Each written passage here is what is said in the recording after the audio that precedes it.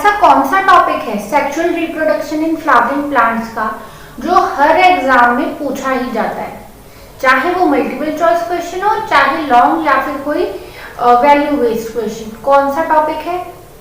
The answer is in front of you, female gametophyte of angiosperms. ये एक ऐसा topic है जिसको बच्चे बहुत ज्यादा मेहनत करते हैं रट्टे मारने के लिए, और ये टॉपिक हर तरह के एग्जाम में जो बायोलॉजी से रिलेटेड हो जरूर पूछा जाता है, चाहे कोई 1 मार्क क्वेश्चन में आ जाए, चाहे ये लॉन्ग एक्सप्लेनेटरी क्वेश्चन आ जाए। बोर्ड्स और कंपेटिटिव एग्जाम्स दोनों के ही नजरिए से ये जो टॉपिक है बहुत इंपॉर्टेंट है, और हमारी आज की वीडियो में हम लोग इसी टॉपिक को डिस्कस करने वाले हैं। लेकिन उससे पहले मैं आपकी बायोलॉजी टीचर हरसिमरन कौर आपको बताना चाहूंगी, अगर आपको इस पूरी की पूरी वीडियो में एक पॉइंट भी यूजफुल लगे तो अपने दोस्त की भी हेल्प करें, उसे शेयर करके, और हमारे चैनल को सब्सक्राइब खुद भी करें और अपने दोस्तों से भी कहें।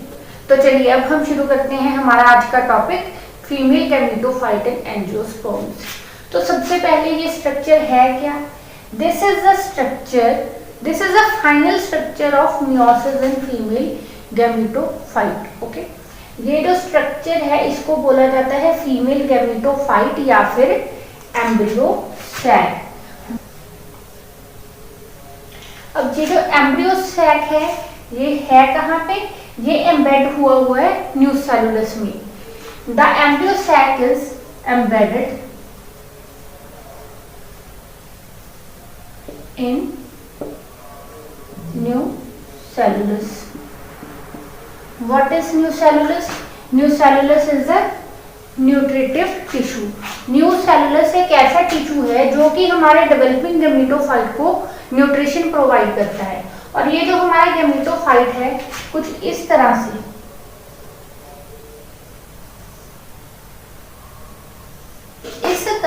हमारा जो गैमेटोफाइट है इस तरह से न्यूसेलुलस के अंदर एम्बेड हुआ होता है।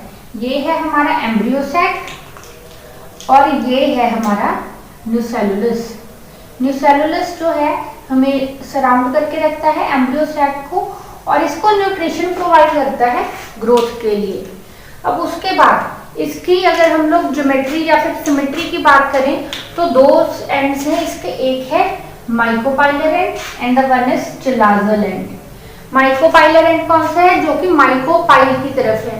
Micropyle is a small minute pore जिसके थ्रू जो पोलन ट्यूब है वो एंटर करती है in the female gametophyte, that is called micropylar end. और ये जो एंड है दिस इज माइकोपाइलर एंड, तो इसको हम लोग बोल देते हैं micropylar end. And the second, इसके अपोजिट क्या होता है? माइकोपाइलर के एंड, माइकोपाइलर एंड के अपोजिट कौन सा एंड होता है? Chalazal end. तो this is chalazal side of female gametophyte. अब इस गैमेटोफाइट का या इस स्ट्रक्चर का एक बहुत ही फेमस नेम है, और वो क्या है? आप लोग गेस करो, गेस करो आप लोग, और आंसर कमेंट्स में लिखो। The answer is 7 sailed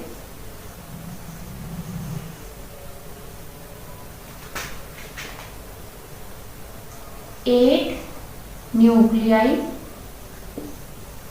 stage of female gametophyte. Why this is 7 cells and 8 nuclei stage? इसको ऐसा क्यों बोला जाता है कि ये 7 सेल और 8 न्यूक्लियाई स्टेज है? This is because it contains 7 cell and 8 nucleuses. तो अब देखिए कौन कौन से 7 सेल्स हैं। सबसे पहले दिस लार्जर सेल, ये जो पूरा का पूरा सेल है इसको बोलते हैं हम लोग central cell. Central cell, central cell के बाद माइकोपाइलर एंड। माइकोपाइलर एंड पे प्रेजेंट है 3 सेल्स। ओके, ये जो माइकोपाइलर एंड है इस पे कितने सेल प्रेजेंट है? 3 सेल। और वो 3 सेल कौन कौन से हैं? Synergids are 2 synergids and 1 oosphere। Okay, 2 synergids and 1 oosphere। ये जो तीनों सेल हैं ये मिलके क्या बनाते हैं? ये कौन से एंड पे प्रेजेंट है? These are present on micropylar end. और ये जो सेल है ये तीनों सेल मिलके क्या बनाते हैं, ये बनाते हैं एग अपरेटस।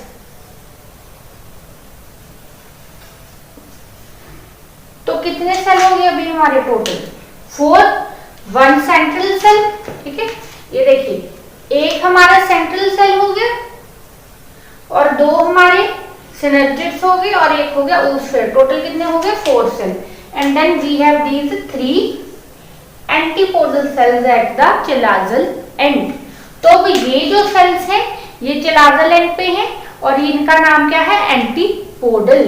तो टोटल कितने सेल हो गए हमारे? सो टोटल सेल हो गए हैं 7। 1 2 3 4 5 6 7। तो हमारी जो कंडीशन है 7 सेल की फुलफिल्ड। अब अगर सेल 7 है तो 8 न्यूक्लियई कैसे आ गए? 8 न्यूक्लियई कैसे आए? 8 न्यूक्लियई इस तरह से बन गए कि जो हमारा सेंट्रल सेल है ना, सेंट्रल सेल में 2 न्यूक्लियस हैं। Central cell accommodates 2 nuclei which are known as polar nuclei। अब ऐसा स्ट्रक्चर बना कैसे? ये जो स्ट्रक्चर है फीमेल गैमेटोफाइट का, ये बना कैसे? कौन सी डिविजन हुई कि इस तरह का सेल बन गया? So this is the resultant cell of 1 meiosis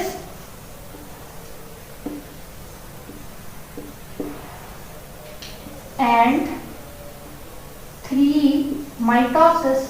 okay, कैसे बना है ये सेल? इस सेल को बनाने के लिए इस सेल को बनाने के लिए एक हुई है मियोटिक डिवीजन और 3 हुई है माइटोटिक डिवीजन। और वो कैसे? सबसे पहले जो फंक्शनल मेगास्पोर था, इससे पहले का सेल, सबसे पहले जो फंक्शनल मेगास्पोर था उसमें हुई मियोसिस। मेगास्पोर में मियोसिस हुई। मियोसिस होने से क्या हो गया? मियोसिस होने से बन गया वो सेल हैप्लॉइड। हैप्लॉइड सेल था। अब वो जो हैप्लॉइड सेल था उसमें हुई 3 माइटोसिस। अब आपको याद रखना ये ऐसे डायरेक्टली नहीं बना। जो मेगास्पोर था उसकी मियोसिस हुई और मियोसिस में से आप लोग जानते हैं जब मियोसिस होती है तो बनते हैं 4 सेल। लेकिन इस केस में क्या हुआ कि उन 4 सेल्स में से जो 3 थे वो डीजनरेट हो गए। 3 सेल डीजनरेट हो गए और जो एक था वो बन गया हमारा फीमेल गैमेटोफाइट। तो अब ये जो हमारा फीमेल गैमेटोफाइट है इसमें फिर हुई 3 माइटोटिक डिवीजन्स। फीमेल गैमेटोफाइट में 3 माइटोटिक डिवीजन्स हुई। माइटोटिक डिवीजन्स ही थी, उनसे बने हमारे 8 न्यूक्लियस। वो कैसे? सबसे पहले एक न्यूक्लियस था, उसकी माइटोटिक डिवीजन हुई, 1 से बन गए 2। ठीक है, 1 से बन गए 2। उसके बाद 2 वाले की डिवीजन हुई, माइटोटिक डिवीजन 2 से बन गए 4 सेल्स बन गए। और 4 सेल्स थे उन चारों सेल्स की माइटोटिक डिवीजन हुई, उससे क्या बन गए? 4 से हमारे पास कितने सेल हो गए? 8 सेल, 8 न्यूक्लियस।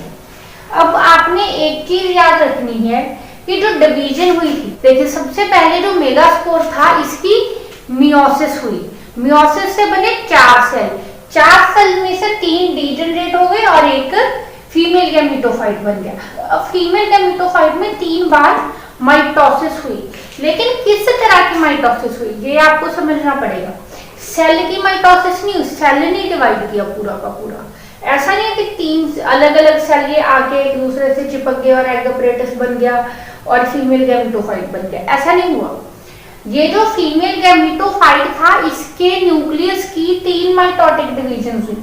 जो इसका न्यूक्लियस था ना उसकी 3 माइटोटिक डिवीजन हुई। और उन माइटोटिक डिवीजन के बाद वो जो नए नए सेल्स बनते जा रहे थे उनको इसी के अंदर की वॉल जो थी वो एक्सटेंड होके अपने अंदर अकोमोडेट करके अलग अलग सेल बनाती जा रही थी। तो क्या हुआ, देखिए सबसे पहले जो सेंटर में न्यूक्लियई था उसकी माइटोटिक डिवीजन हुई, 2 न्यूक्लियई बन गए। अब वो जो न्यूक्लियई थे एक माइटोपाइलर एंड पे चला गया, एक चला गया चिलाजल एंड पे। उसके बाद वो जो दोनों न्यूक्लियई थे एक दूसरे के अपोजिट चले गए, उन दोनों न्यूक्लियई में फिर से माइटोटिक डिवीजन हुई, 2 न्यूक्लियई इस कॉर्नर पे बन गए, 2 न्यूक्लियई इस कॉर्नर पे बन गए।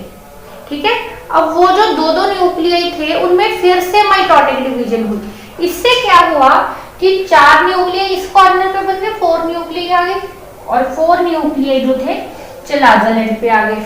अब उसके बाद क्या होना था कि इन 4 न्यूक्लियई में थे, 4 न्यूक्लियई माइटोपाइलर पे, 4 न्यूक्लियई चिलाजल एंड पे, एक न्यूक्लियई जो था वो सेंटर की तरफ आ गया। अब ये जो सेंटर की तरफ दोनों तरफ से न्यूक्लियई आए वो एक दूसरे से जुड़ गए, अटैच हो गए, अटैच होकर इन्होंने बना दिया पोलर न्यूक्लियई। अब पीछे 3 न्यूक्लियई माइटोपाइलर पे बच गए, 3 न्यूक्लियई चिलाजल पे बच गए, और चिलाजल एंड के 3 न्यूक्लियई ने बनाए एंटीपोडल सेल, और माइटोपाइलर के 3 न्यूक्लियई ने 2 बनाए सिनर्जिड्स और 1 बनाया oosphere, 2 सिनर्जिड्स और 1 oosphere। अब इसमें एक और स्ट्रक्चर है दैट इज फिलीफॉर्म अपरेटस। ये जो आपको छोटे छोटे फिंगर लाइक प्रोजेक्शंस दिख रहे हैं इसको बोला जाता है, ये वाले, इसको बोला जाता है फिलीफॉर्म अपरेटस। अब इस अपरेटस का काम क्या है, ये बड़ा खास स्ट्रक्चर है। ये क्या करता है, जब पोलन ट्यूब माइटोपाइलर एंड से एंटर करती है एम्ब्रियो सैक में, ये उसको गाइड करता है, ये उसको गाइड करता है कहां तक, पोलर न्यूक्लियई तक। सो this is the structure of female gametophyte या फिर एम्ब्रियो सैक। अगर आपको ये वीडियो अच्छी लगी हो तो इस वीडियो को लाइक जरूर करें। हमारी जो अगली आने वाली वीडियो है उसमें हम लोग आपको इन सारे ही सेल्स का फेट जो है वो एक्सप्लेन करेंगे।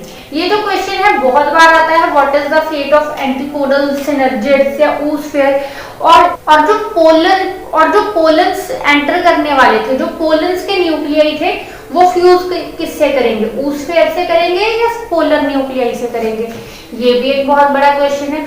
उसके अलावा ट्रिपल फ्यूजन क्या होता है ये भी हम लोग अपनी आने वाली वीडियो में समझने वाले हैं।